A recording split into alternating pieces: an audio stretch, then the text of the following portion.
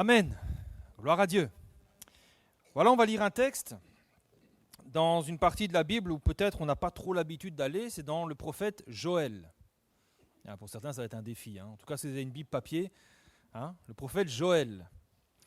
Et on va lire au chapitre 2, et on va lire deux versets, le verset 12 et le verset 13. Joël, donc c'est dans l'Ancien Testament, chapitre 2. Versets 12 et 13, je pense que vous allez vite comprendre de quoi nous allons parler ce matin.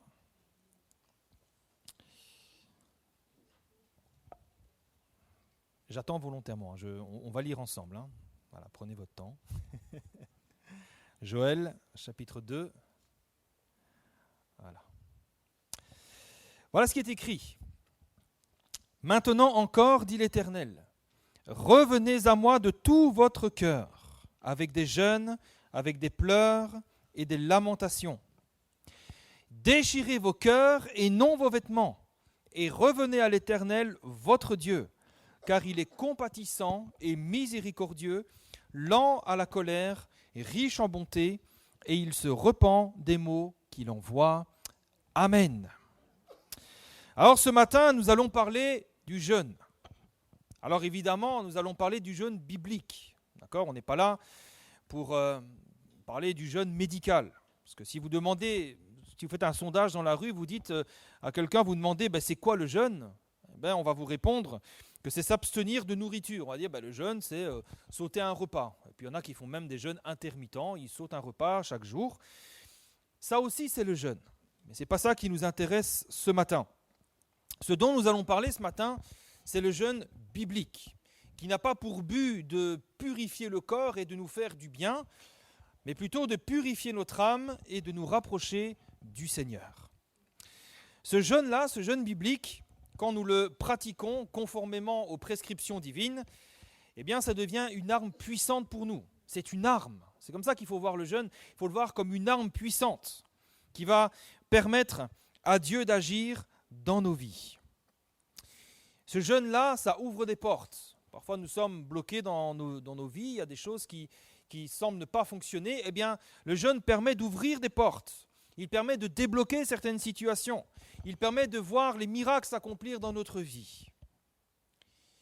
C'est pourquoi, si nous avons besoin de jeûner, si nous décidons de mettre un temps à part pour Dieu, que ce soit dans la semaine, dans le mois ou même dans l'année, il est important surtout de savoir comment jeûner. Comment faire pour que notre jeûne plaise à Dieu et qu'il soit surtout efficace. Alors oui, c'est important parce que parfois on peut jeûner et il ne se passe rien. Parfois on peut passer des jours à ne pas manger, à s'abstenir de nourriture et il n'y a pas de résultat. Il ne se passe rien. C'était le cas ici de la nation d'Israël à un moment donné dans son histoire. Israël jeûnait, Israël passait des journées avec le sac, la cendre, etc. Et elle n'était pas exaucée. Ça ne produisait rien. Et c'était un problème pour eux. Et d'ailleurs, à un moment donné, ils vont dire, à quoi ça nous sert de jeûner si tu ne le vois pas, Seigneur ? À quoi ça sert de mortifier notre âme si tu n'as pas égard ? Donc ils comprenaient qu'ils jeûnent, ils mortifient leur âme, ils s'infligent toutes sortes de choses et c'est comme si ça ne produisait rien. Pourquoi ? Comment une telle chose a-t-elle pu se produire et surtout comment l'éviter ? Justement, le Seigneur va leur répondre. Le Seigneur va leur répondre, il va leur expliquer pourquoi ce qu'ils font est inefficace et surtout ce qu'ils doivent faire pour changer cela. Et à travers la réponse du Seigneur ce matin, qu'on trouvera dans Ésaïe chapitre 58, vous pouvez déjà ouvrir votre Bible, Ésaïe 58, à travers cela ce matin, nous verrons comment jeûner efficacement, c'est-à-dire qu'est-ce que Dieu attend de moi et comment je dois m'y prendre pour que mon jeûne trouve un écho favorable dans le ciel. Et nous verrons que la réponse du Seigneur va s'articuler autour de 3 axes. Dans la première partie, le Seigneur va expliquer pourquoi il ne donne pas un regard favorable sur le jeûne de leur peuple, pourquoi c'est inefficace. Dans la deuxième partie, le Seigneur va leur expliquer ce qu'ils doivent faire. Et dans la troisième partie, le Seigneur va leur montrer tous les bénéfices du jeûne véritable. Alors on va lire dans Ésaïe chapitre 58 à partir du verset 3. Et gardez vos Bibles ouvertes parce qu'on va lire tout le long donc du message.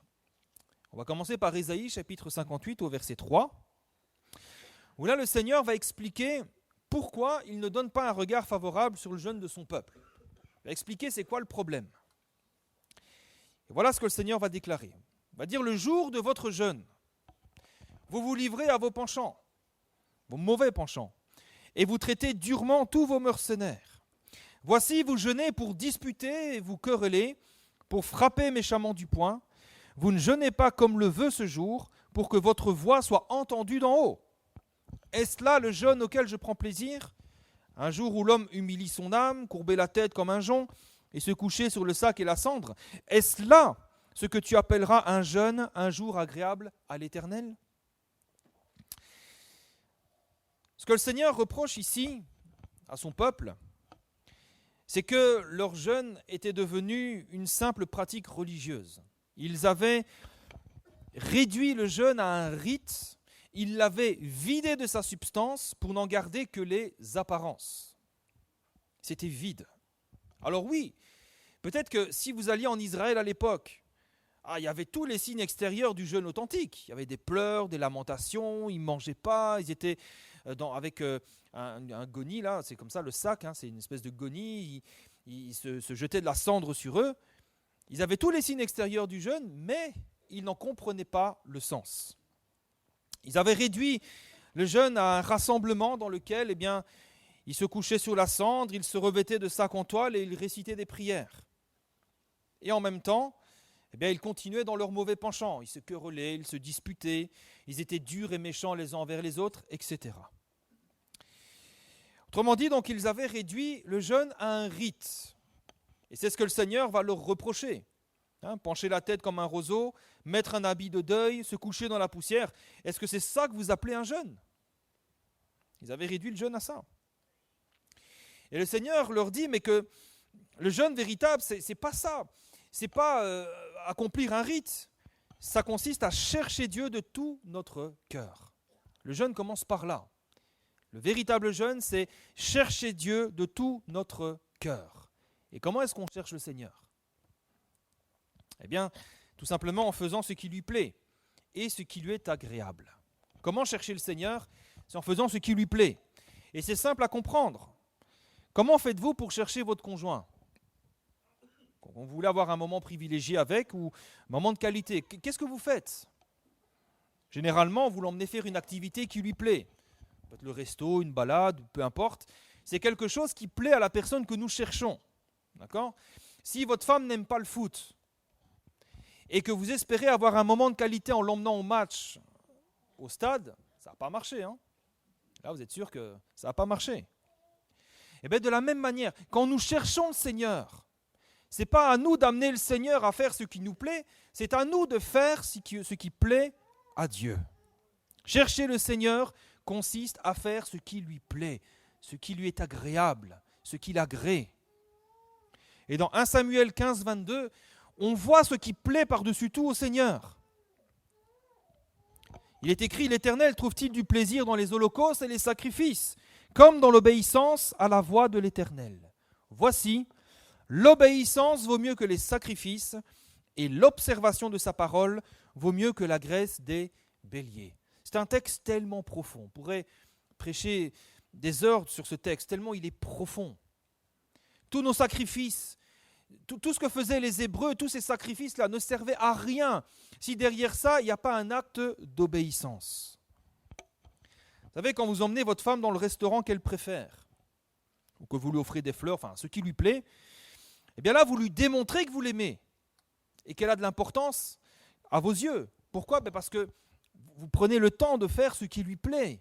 Vous dites, voilà, je sais ce qui te plaît et je le fais. De la même manière, quand nous obéissons au Seigneur, quand nous cherchons à faire sa volonté, nous lui démontrons que nous l'aimons, que nous aimons ses commandements, qu'ils ont de l'importance à nos yeux et que nous cherchons à lui plaire. Et c'était ça le problème en Israël, ils n'avaient pas compris ça. Eux, ils ne cherchaient pas à faire ce qui plaît à Dieu. Ils se contentaient de faire ce qui les arrangeait. Et c'était beaucoup plus facile de se dire, bon les gars, on arrive au jour du jeûne là, c'est très simple, écoutez, voilà, les guenilles sont là, vous mettez vos guenilles, il y a un petit peu de cendre, et puis ils étaient là, ils se lamentaient, oh Seigneur, et puis jetaient de la poussière comme ça. Mais c'est facile à faire, tout le monde peut le faire. Mais par contre, obéir à Dieu, détacher les chaînes de la méchanceté, on va le voir, se réconcilier, renoncer au péché, s'humilier devant Dieu, c'est quand même autre chose. Eux, ils se contentaient de faire ce qui les arrangeait. Ils faisaient des rites, ils faisaient des choses comme ça, routinières. Ça les confortait. Quand ils avaient terminé leur jeûne, ils se disaient, super, on a jeûné 3 jours. Gloire à Dieu, c'est bien. Le problème, c'est que les rites et les pratiques religieuses n'intéressent pas Dieu. Dieu ne regarde pas ça. Ça n'intéresse pas le Seigneur. Dans 1 Samuel chapitre 16, verset 7, il est écrit que l'Éternel ne considère pas ce que l'homme considère. L'homme regarde à ce qui frappe les yeux, mais l'Éternel regarde au cœur. Ce qui veut dire que lorsque les Israélites étaient en train de jeûner, ils devaient se regarder les uns les autres en disant « Mais ce qu'on fait, c'est super quand même, tu te rends compte? Regarde toute la poussière qu'il y a sur ma tête. Regarde comment je me lamente bien. Oh Jésus, oh !»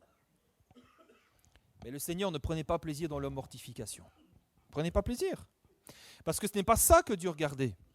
C'est pas ça. Dieu ne regardait pas la qualité de leur rite, il ne regardait pas le nombre de larmes qui coulaient sur leur visage. Le Seigneur regardait leur cœur. Et qu'est-ce qu'il voyait? Qu'est-ce que le Seigneur voyait ce jour-là? On l'a lu, Ésaïe 58, verset 3. « Le jour de votre jeûne, vous vous livrez à vos penchants. Vous traitez durement tous vos mercenaires. » Et le Seigneur, ça le blesse. Il dit, voici, vous jeûnez pour disputer, vous querellez, pour frapper méchamment du poing. Comment voulez-vous que le Seigneur agrée ce genre de jeûne? Alors Israël était physiquement dans l'humiliation et dans la peine, mais son cœur n'y était pas. Et c'est là tout le problème. Alors c'est quoi le véritable jeûne? Celui dans lequel le Seigneur prend plaisir, celui qui trouve un exaucement dans les cieux. Eh bien, l'exemple de la nation d'Israël nous permet déjà de savoir ce qu'il ne faut pas faire. C'est-à-dire limiter et réduire le jeûne à un rite. Comme par exemple, juste sauter un repas. Vous dites, aujourd'hui je vais jeûner, je vais juste pas manger ce midi. C'est pas ça. Vous savez, un jour, je pense que je vous l'ai déjà raconté, mon petit frère, il a juste 2 ans de moins que moi, on était jeunes convertis, c'est pour ça, soyez indulgents, comme je l'ai été avec lui. On était jeunes convertis, même pas 1 an de conversion. Et il vivait chez ma grand-mère à l'époque. Et mon frère a toujours un petit caractère, moi aussi, mais bon, voilà, bref, cette famille. Et un jour, comme il connaissait le Seigneur, un jour, je vais chez ma grand-mère, comme ça, bonjour mamie, comment ça va, voilà. Et puis je dis, mon frère il s'appelle Fabien, Fabien il est où? Et puis il dit, attention. Ton frère est dans la chambre et aujourd'hui il jeûne. Je fais, bon, waouh, c'est bien, gloire à Dieu. Donc je monte dans la chambre avec un petit brin de malice. J'arrive à la porte, j'ouvre la porte comme ça pour le surprendre. Et mon frère, je le vois, il est devant les jeux vidéo comme ça. Il est en train de jouer à la guerre comme ça avec son jeu vidéo, tac, tac, tac, tac, tac, avec son casque et tout. Je dis, c'est comme ça que tu jeûnes alors. Il dit, oui, j'ai pas mangé ce midi. Bon. C'était au début ça, d'accord? Comprenez, oui, c'est une erreur de débutant, mais c'est pas ça le jeûne. Comprenez, c'est pas ça, c'est pas un rite, c'est pas juste j'arrête de manger et puis voilà. Vous savez, ça c'était mon petit frère, il était jeune converti, aujourd'hui voilà, il a grandi, Mais aujourd'hui encore, vous savez, il y en a, ils jeûnent pendant 2, 3, 5, 10 jours. Et ils en font une compétition, ils en font une performance, comme si Dieu allait les récompenser en vertu de leur performance. Ouais, j'ai jeûné 15 jours, 40 jours, je suis fort. C'est pas ça. Quand on agit de cette manière, on réduit le jeûne à une mortification, à un ascétisme, à un rite, une pratique religieuse. Et ça, c'est l'erreur à ne pas commettre. Alors, qu'est-ce que nous devons faire? C'est quoi le vrai jeûne? On va continuer la lecture, Ésaïe 58 au verset 6. où le Seigneur va dire, voici le jeûne auquel je prends plaisir. Vous voyez comment Dieu est bon? Dieu ne se contente pas de faire un reproche, il va aussi enseigner. Voici le jeûne auquel je prends plaisir. Détache les chaînes de la méchanceté. Dénoue les liens de la servitude. Renvoie libres les opprimés. Et que l'on rompe toute espèce de joug. Partage ton pain avec celui qui a faim. Fais entrer dans ta maison les malheureux sans asile. Si tu vois un homme nu, couvre-le.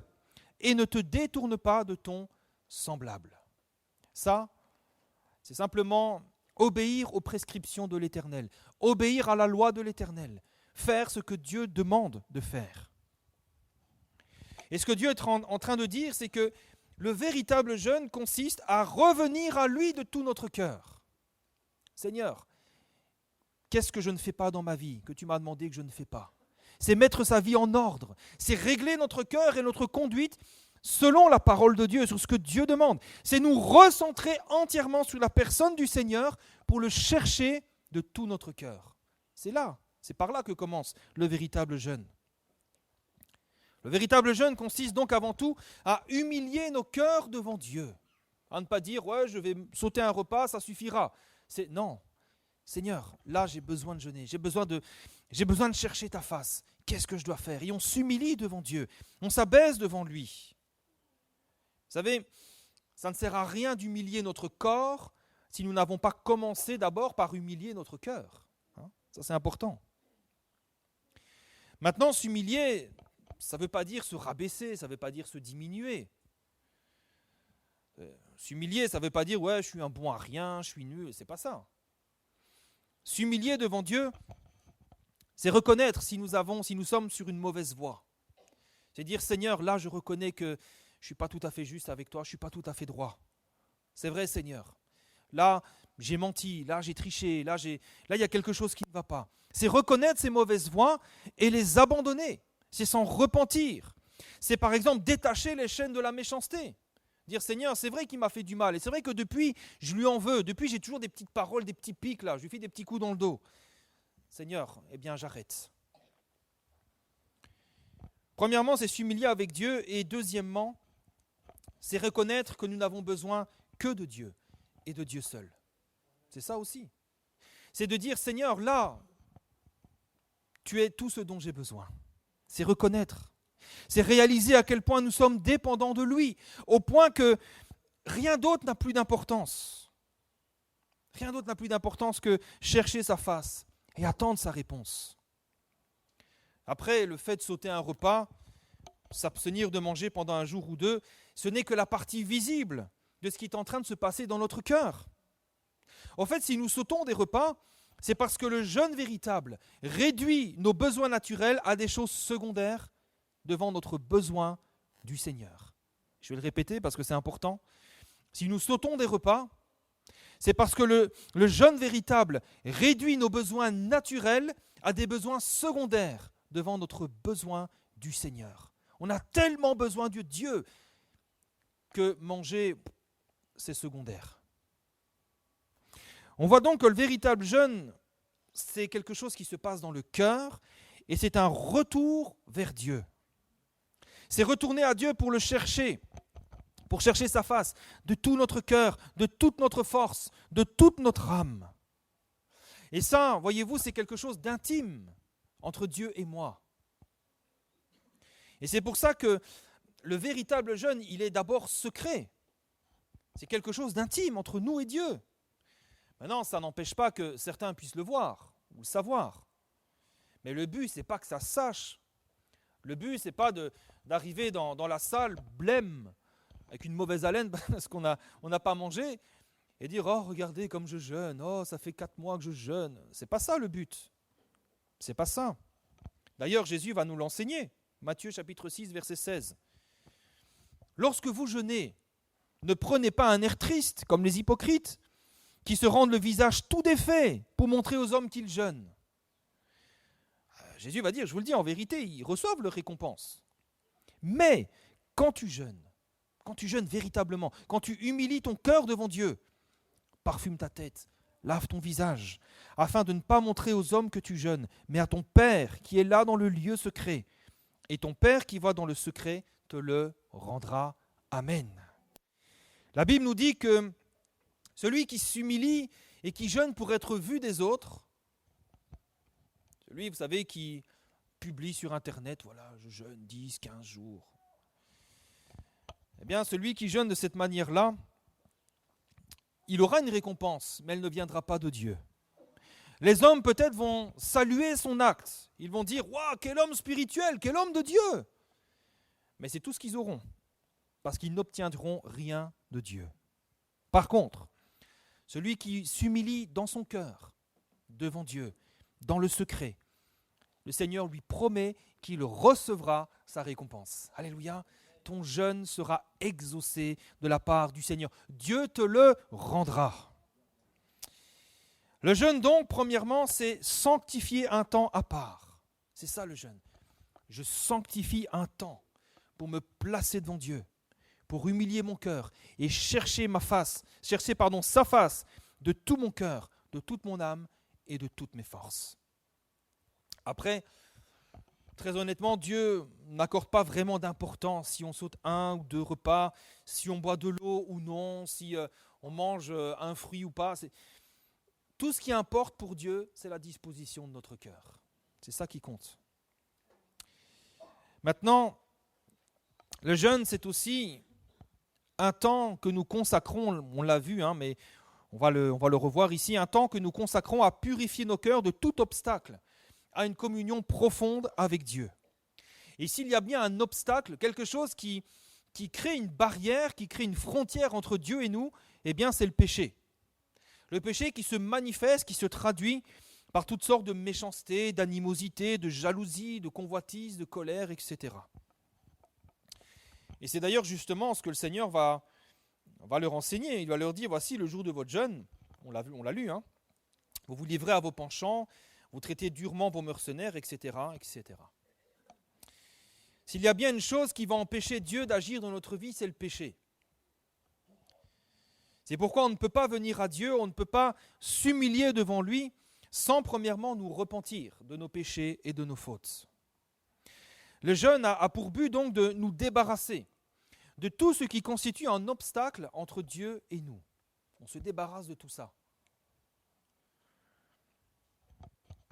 Si, lorsque nous jeûnons, nous nous débarrassons bien de tout ce qui peut nous distraire, donc là, par exemple la télévision, c'est la nourriture, pour nous consacrer intégralement à chercher Dieu, à combien plus forte raison devons-nous nous débarrasser du péché qui nous éloigne de Dieu et qui empêche Dieu d'agir dans notre vie.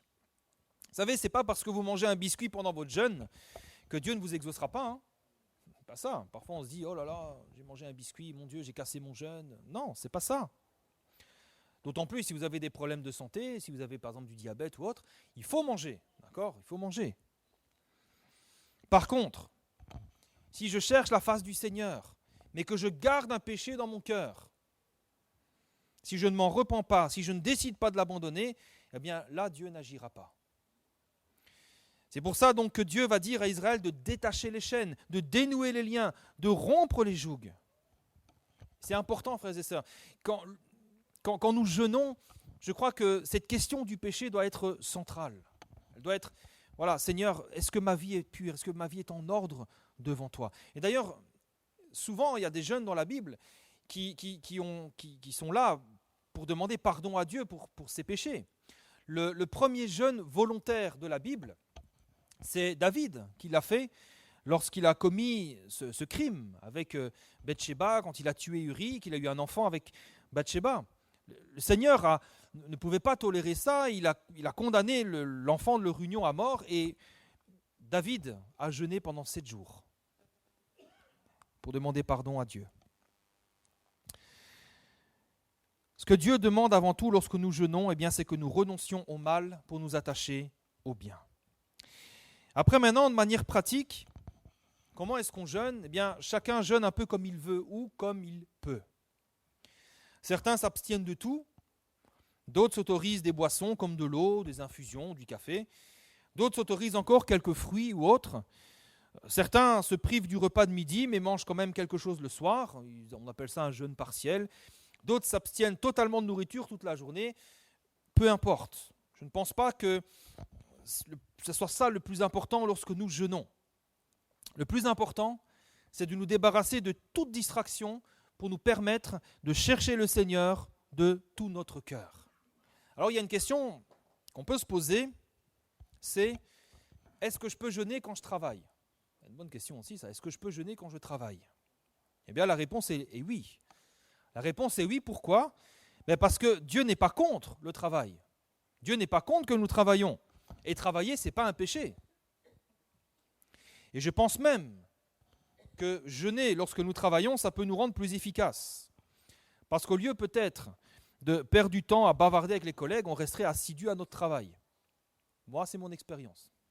Les quelques fois où j'ai jeûné dans mon travail, eh bien, ça a été le cas. Maintenant, quand on veut jeûner et qu'on doit travailler, bien entendu, il faut qu'on soit à 100% dans notre travail.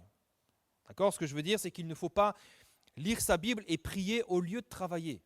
C'est important aussi. Le patron ne nous paye pas pour ça, et je pense que ça serait même une faute professionnelle. Par contre, on peut prendre du temps pour lire la Bible et pour prier durant nos temps de pause, entre midi et 2 par exemple. On peut très bien lire la Bible, prier, mais dans les heures de travail, c'est important, on doit être productif. Rendons un bon témoignage, parce que si votre patron vous dit « mais qu'est-ce que tu fais ? Je te paye à travailler », vous dites « oui, mais je prie, je jeûne, etc. » Ça ne va pas le faire, d'accord ? Et enfin, le jeûne, ça reste quand même du temps que nous mettons à part pour chercher Dieu. Et ça passe essentiellement par la méditation de la parole et par la prière. Alors oui, il y a aussi des chants de louanges, etc. On peut écouter des prédications, mais c'est surtout la méditation de la parole et la prière qui vont être les moteurs et qui vont alimenter notre jeûne et le rendre efficace. La substance du jeûne, ça va être ça, la méditation de la parole et la prière. Après, combien de temps on doit jeûner ? Est-ce que je dois jeûner 1 jour, 4 jours, 40 jours ? Ça dépend de chacun, ça dépend aussi des situations. Si par exemple vous n'avez jamais jeûné de votre vie, commencez par 1 jour. Et puis parfois, quand on jeûne 1 jour, on se rend compte que ce n'est pas suffisant. On se dit, je vais jeûner un 2e jour. Ou alors on peut jeûner, on peut se fixer 1 jour dans la semaine. On peut se dire, moi je ne peux pas jeûner 5 jours dans la semaine, donc je vais me fixer 1 jour dans la semaine jusqu'à ce que Dieu réponde. Ça dépend de chacun, il n'y a pas vraiment de règle. Maintenant, avant de terminer, nous devons bien réaliser que lorsque nous jeûnons de cette manière-là, le jeûne véritable va avoir un impact et une percée spirituelle dans notre vie. Et c'est important de bien le réaliser, parce que si nous humilions nos cœurs, si nous nous approchons du Seigneur, ce n'est pas pour rien. Quand le Seigneur enseignera à son peuple ce qu'est le véritable jeûne, il va terminer en leur montrant tous les bénéfices que ça va leur apporter. Et on va lire ensemble la dernière portion de notre texte ce matin, donc Ésaïe 58, toujours au verset 8 à 10. Regardez ce que le Seigneur va dire ici. Si vous jeûnez comme je vous le demande, regardez ce qui va se passer.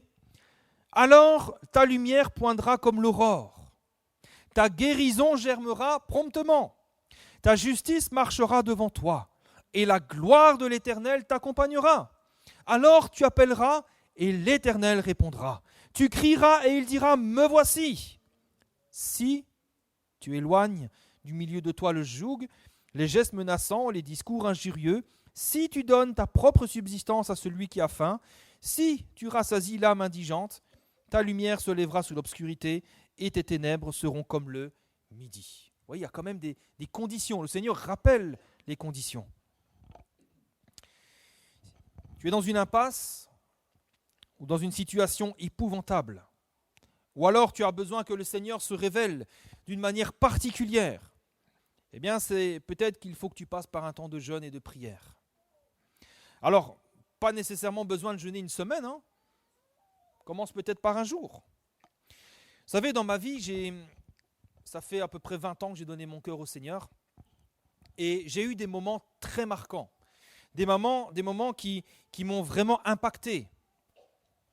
Et notamment, une période de ma vie, c'était il y a longtemps, où j'étais tombé très bas. Et j'ai ressenti le besoin de jeûner et prier. Je pense que c'est le Saint-Esprit qui m'avait conduit comme ça. Et je ne vous cache pas, ça a été un temps de désert. Pendant quelques jours, tout du moins. Mais à l'issue de cela, Je peux vous dire que j'ai fait un peu cette expérience de Job, à une autre échelle évidemment, hein, mais vous savez, Job, il a dit dans Job 42, verset 5, « Mon oreille avait entendu parler de toi, mais maintenant mon œil t'a vu. » Cette expérience que j'ai faite du jeûne, c'était particulier, c'était il y a quelques années, il y a de longues années, hein, ça m'a complètement bouleversé. Alors évidemment, je n'avais pas touché ne fût-ce que le 10e de l'expérience de Job, mais cette expérience en particulier m'a permis de voir et de goûter combien la grâce et la miséricorde de Dieu sont grandes et combien elles sont puissantes et précieuses.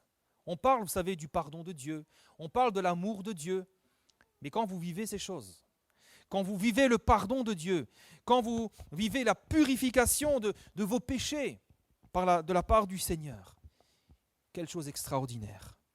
C'est quelque chose qui m'a marqué à tout jamais parce que j'étais tombé, mais j'ai cherché l'Éternel, il m'a relevé, il m'a répondu et il m'a relevé. Vous savez, parfois, le jeûne est la seule solution. Jésus a déclaré dans Matthieu 17, 21, « Cette sorte de démon ne sort que par la prière et par le jeûne. » Il y a des situations qui demandent le jeûne et la prière. Alors, ne négligeons pas cette arme redoutable que le Seigneur nous a donnée. Ne négligeons pas cela. Peut-être que si tu traverses la situation dans laquelle tu es aujourd'hui, c'est parce que le Seigneur veut t'emmener peut-être plus loin, dans plus de profondeur dans ta vie spirituelle. Il veut t'amener à réaliser des choses. Il veut intervenir dans ta vie d'une manière peut-être particulière, mais ça passe aussi par un temps de jeûne et de prière. Alors, en conclusion, le jeûne qui plaît à Dieu, c'est avant tout celui qui vient du cœur. Ne limitons pas le jeûne à un rite, à une habitude. Le jeûne qui plaît à Dieu, c'est celui qui vient du cœur, qui consiste à chercher Dieu de toute notre force. Parce que nous savons que Dieu seul est en mesure de répondre et de solutionner le problème. Mais le jeûne qui permettra à Dieu d'exaucer nos demandes, c'est aussi celui qui consiste à se détourner du mal pour faire le bien. Ne négligeons pas cette partie-là aussi. C'est le jeûne qui nous amène à renoncer au péché, qui nous amène à la repentance, qui nous amène à pardonner les offenses qui nous ont été faites. C'est le jeûne qui va nous amener à nous réconcilier peut-être avec quelqu'un et mettre en action l'amour que Dieu a déversé dans nos cœurs. Ce jeûne-là est un jeûne agréable à Dieu et Dieu y répondra toujours favorablement. Amen. Alors je conclus simplement par le texte que nous avons lu en introduction, Joël chapitre 2, versets 12 à 13. « Maintenant encore, dit l'Éternel, revenez à moi de tout votre cœur, avec des jeûnes, avec des pleurs et des lamentations. Déchirez vos cœurs et non vos vêtements, et revenez à l'Éternel votre Dieu, car il est compatissant et miséricordieux, lent à la colère, riche en bonté, et il se repent des maux qu'il envoie. Amen. » Amen. Alors peut-être que nous sommes dans un temps, peut-être que quelqu'un est dans un temps particulier dans sa vie, peut-être qu'il y a une situation qui traîne depuis des années, peut-être qu'il y a quelque chose dans ta vie qui est comme bloqué. Eh bien peut-être qu'il faut que tu commences à jeûner et à prier. Commence par un jour. Dis-toi, tu fixes un jour quand tu le souhaites, et ce jour-là, cherche la face du Seigneur. Abstiens-toi de tout ce qui pourrait te distraire, de la télévision, la nourriture ou autre, et cherche la face de Dieu. Fais-le de tout ton cœur. Délie les chaînes de la méchanceté. Reviens au Seigneur, et tu verras, le Seigneur te répondra. Et tu verras l'efficacité, la puissance du jeûne dans ta vie. Alléluia. Alors, ce n'est pas facile, je ne vous dis pas que c'est quelque chose de facile, mais c'est quelque chose d'utile, c'est quelque chose d'indispensable. Alors, jeûnons, prions, revenons au Seigneur, et nous verrons sa gloire se manifester dans notre vie. Amen. On va prier.